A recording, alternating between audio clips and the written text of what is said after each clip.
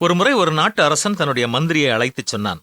இதோ பார் மந்திரியாரே, நான் இவ்வளவு பெரிய சாம்ராஜ்யத்தின் அரசனாக இருக்கிறேன். எனக்கு இல்லை என்று சொல்ல எதுவும் இல்லை. இருந்தும் நான் மன நிம்மதியாக இல்லை. மனக்குழப்பம் என்னை வாட்டி வதைக்கிறது. சலிப்பும் வெறுப்பும் என்னை பின்தொடர்கிறது. ஆனால் எதுவும் இல்லாத என்னுடைய சேவகன் இருக்கிறானே, அவன் என்னை விட வாழ்க்கையில் மனமகிழ்ச்சியுடன் இருக்க காணுகின்றேன்.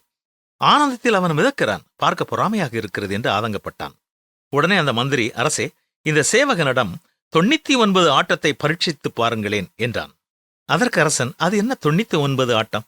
புதுமையாக இருக்கிறதே என்றான். அதற்கு மந்திரி சொன்னான், 99 ஆட்டம் என்பது 99 பொற்காசுகளை எடுத்து ஒரு பையிலை போட்டு சேவகனின் வீட்டு வாசலில் வைத்து விடுங்கள். 100 பொற்காசுகள் உங்களுக்கான அன்பு பரிசு என்று அதில் எழுதி வைத்துவிட்டு வந்து விடுங்கள். பிறகு என்ன நடக்கிறது என்று பொறுத்திருந்து பாருங்கள் என்று சொன்னான். அப்படியே அரசனும் செய்துவிட்டு அவனை கண்காணித்தான்.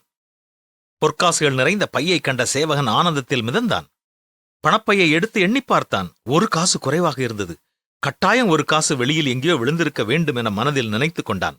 அதன்படி அவனும் அவனுடைய மனைவி, பிள்ளைக்குட்டிகள் என அனைவரும் தவறிய அந்த 1 பொன் நாணயத்தை தேட ஆரம்பித்தார்கள். தேடி தேடி இரவு முழுவதும் பொழுதும் விடிந்தது. தேடல் மாத்திரம் முடிந்த பாடில்லை. கோபமடைந்த சேவகன் அவர்கள் மீது எரிந்து விழத் தொடங்கினான். அவன் மனமகிழ்ச்சி மனவருத்தமாக மாறிப்போனது. மறுநாள் சேவகன் விரக்தி அடைந்தவனாக காணப்பட்டான்.